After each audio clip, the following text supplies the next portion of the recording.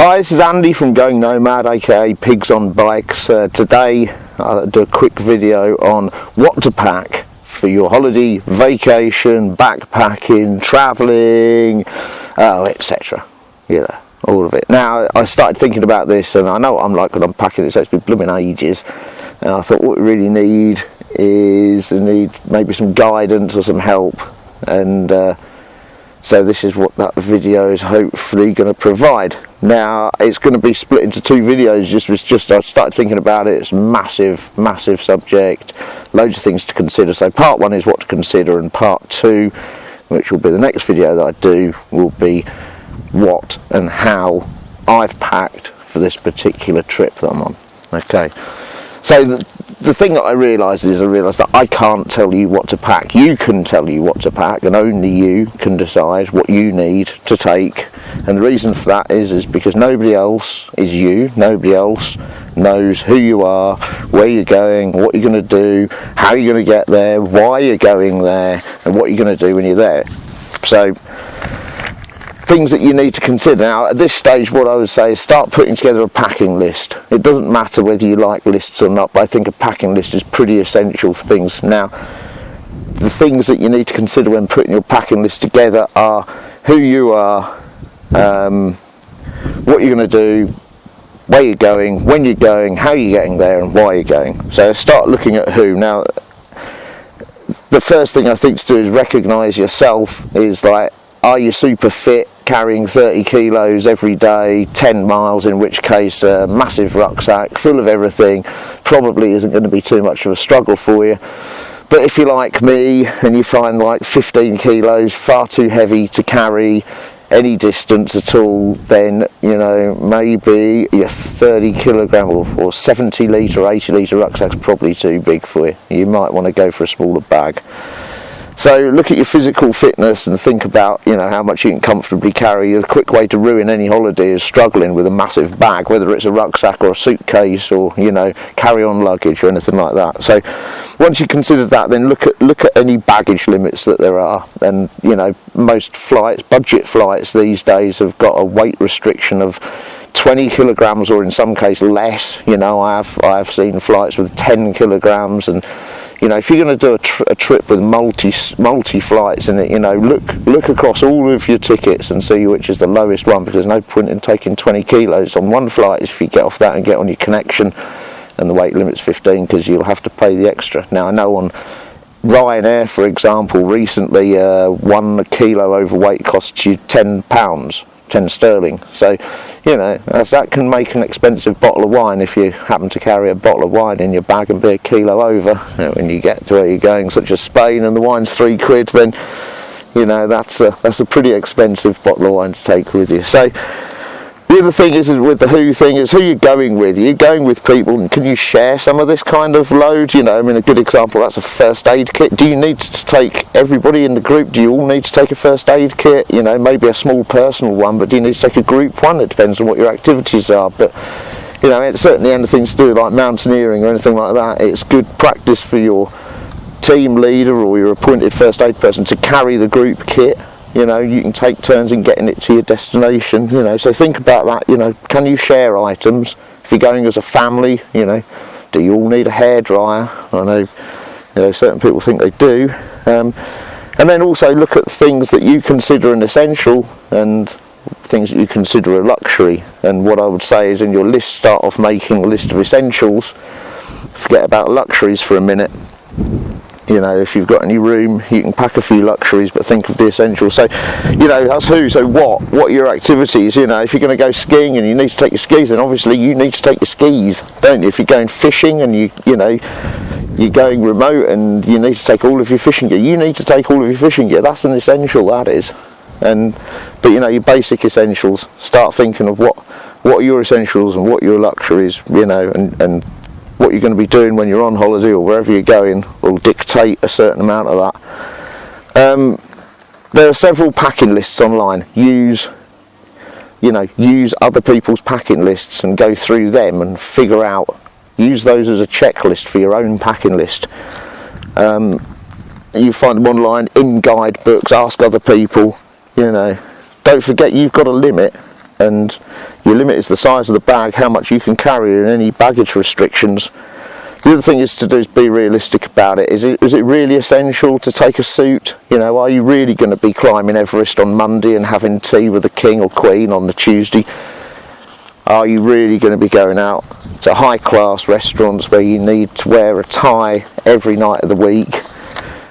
You know, things like this. Other things in what to think about is, you know, if you're going to go to any religious sites or you're going to go to any temples, you're going to need some suitable clothing for that. So, you know, for example, some temples you need to cover your shoulders and your knees. In other places you might not be allowed to wear any leather, so taking a pair of leather shoes may present you with a problem. Leather belts and things like that, you know, could prove problematic. So have a little bit of thought about things that you likely want to do and pack accordingly. Obviously, when you're going, and how long you're going for, you know, obviously all of those are a big influence as well. So think about that. Think about seasonal clothes. Do you really need to take a coat if you're going to Spain in the summer and you're leaving England in the summer? Do you really need to pack a coat? You know, sometimes you might not need to. But things that you might need to consider is, do you need to take sunscreen? Do you need to take a mosquito net, etc.? You know, all things like this. So, you know, start putting these on your list. And also, if you're leaving England in the winter, or if you're leaving anywhere cold in the winter, and you're leaving it in the autumn, and you're going to come back and it's going to be cold when you get back, obviously you are going to want something to travel home in once you're back in your home country. So, you know, you need to think about this kind of stuff as well. And then it's like, where are you going? Now, surprisingly, even, you know, I've been to Kathmandu, fairly remote parts of Guatemala, Belize, other countries, Malaysia, Thailand, Cambodia. I've never found it a problem to get anything really that I need.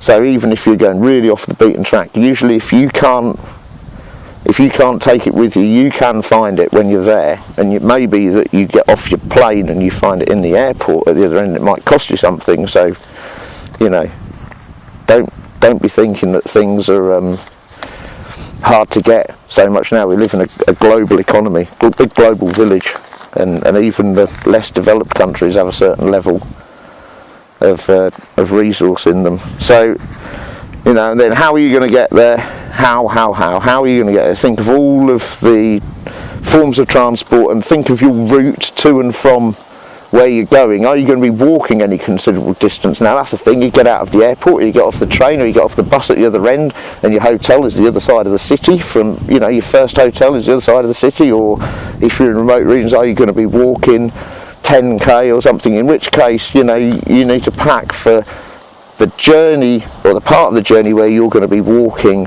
with your bags the furthest distance, and think about that, you know. And at all times I think packing as light as possible, even if you're just getting off a train, through an airport, into a taxi, into the hotel at the other end.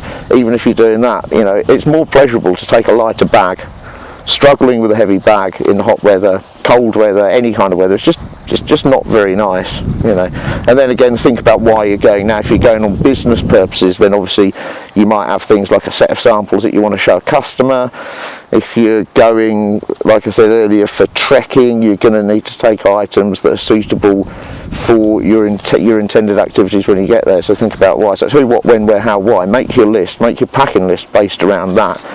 And then once you've got your packing list together and you've thought about everything you need, check that you have all of the essentials and put it in a pile next to you and next to your bag, and go back to other people's packing lists and go through them and make sure that you haven't missed anything off that you think is really essential, right? And then when you've done that, think with each item, do you really need to take it, or can I buy it when I'm there? Can I buy it cheaper than what I can buy it in your home country when you're in your destination country? If you buy it and you don't want to bring it home, if it's a cheap item, even if it's not a cheap item, when you leave, can you donate it to somebody else? Can you pass it on to a fellow traveller, holiday maker, or you know, a friend or a colleague who's staying there? Or can you pass it on to charity? You know, if you buy it then you don't want to bring it home, hey, that might not be a bad thing. You might be able to do something different with it. And can you hire it when you're there? Now, you know, you can hire skis, you can hire fishing gear, you can hire tents, you can hire sleeping bags.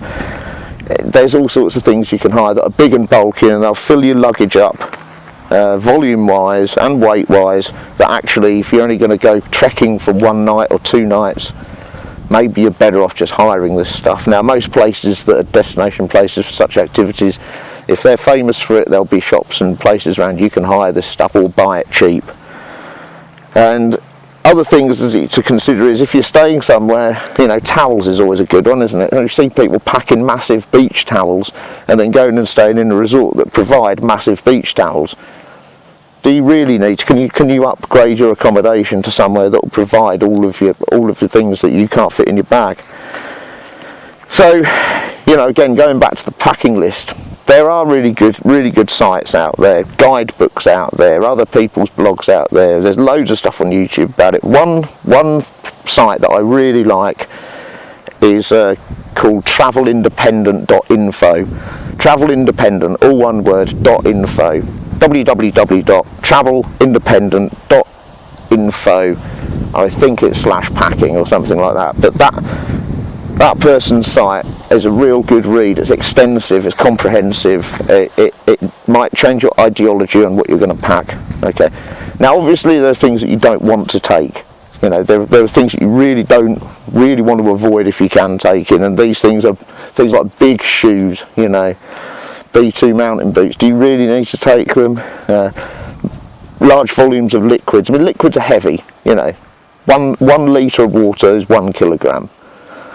And the other thing is, do you really need to take that volume? Can you not just buy small ones? Can you buy enough to see you through 1 or 2 days and then buy some when you're there? And the chances are that, yeah, you can. You pretty much always can. Don't take books. In this day and age, take some kind of tablet, Kindle or something like that. Books are massive, they're heavy.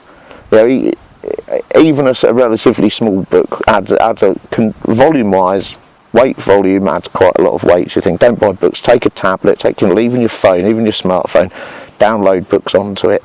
You can get thousands and thousands for free these days. You know, we live in the 21st century. Don't bother taking books, not masses of them anyway. Big towels and coats, again, as we talked before, sleeping bags, mosquito nets, all these kind of things. You know, do you really need to take them? Try and avoid it. They're bulky, they add weight. They also, light things that are big, reduce the volume in your bag for other things. Anything that you take, try and make it multi-purpose. You know, if you can pack something that's got 2 or 3 uses, then that's much more practical and more versatile than an item that's only got 1 use. So once you've got your massive pile of stuff, all of your essentials, yeah, then pack it all into your bag, right, and have a look at it. There's a good chance that you're going to go, wow, it doesn't fit, and what does fit in the bag is really heavy. So then you're going to go all the way back to the beginning of this process, go back and reassess it all. Is it really essential, or is it a luxury? And it's surprising that when you review it, sometimes, you know, things that you thought were essential beforehand, you suddenly think, actually, you know, that is a bit of a luxury. I can skip that. I can put that to one side. Slim it right down. You know, if you're going on a standard holiday, even if you're not going on a standard, if you're going on extensive travel, take no more than 7 sets of clothes. So a set of clothes for each day of the week. And what that means is, in reality, is that, you know, you'll probably want to do some laundry. If you don't wash as you go along, you probably want to do some laundry 1 day a week, which isn't a bad thing. You know, most hotels, hostels, places that you're going to stay, if there isn't one in the place, there'll be one locally, a laundry locally that you can take it to, and normally external laundries are dirt cheap, really, really cheap. Don't worry about the fear. Like, there used to be a fear if you take really expensive clothes and they go and, you know, in some of the more developing countries, they take them down to the local river and smash them up with stones. Doesn't happen anymore. That really doesn't happen anymore. Most, you know, even rural places in developing countries, the laundry will be an automatic washing machine. Really will be. I'm going to do a video on clothes, on travel clothes, and look at it, look for it. I'm going to try and do it next week. Okay, so look at that for more info. You can subscribe down there. Look, there's a subscribe button. click on that, right, and you should get an email with when it's posted. If I've already posted this and you're looking at this at some time in the future from now, it's already been posted. Check out this playlist. It's down this playlist, a couple of 3 videos. Okay, look down this playlist. Clothes, yeah, travel clothes, bit of a review on stuff. So, right, you've slimmed out all of your luxuries, and you can now fit it into your bag. Stick the bag on your back and try walking a couple of kilometres with it, because you know, big airports, train stations, you might be trying to get from one platform to another, running with your rucksack to meet that connection or whatever, or running for a bus with your rucksack on there. You know, it's going to be hard work if you're used to carrying 20 kilos and you've got 20 kilos on your back. You know, so again, you know, ask yourself again, do you want to take anything out of that bag? If you can't walk 2 kilometres with your bag, you know, you're packing too much there. So can you slim it down any further? You have to accept that everything is a compromise when packing, okay? And also you have to accept that you will forget something. Yeah, so the old adage of pack everything, stick some money in your wallet, and then open your bag and take half of it out and double the amount of money you've put in your wallet probably actually isn't far off the mark. You know, that's pretty common. Right. Finally pack it all and check the weight of it against your minimum weight restriction and make sure it's under that weight. It's a real pain arriving late at the airport and then having to strip stuff out your bag randomly. That's also pretty horrible thing to have to do, because you're likely to actually bin something that is really essential and then leave something in that actually quite isn't so essential. Right, so that's the end of this one. In part 2 I'll show you how I like to pack and discuss some great ideas that I've picked up from other people in the past. So this is Andy for Going Nomad, aka Pigs on Bikes. Don't forget to subscribe, email below, give us a shout, stay safe.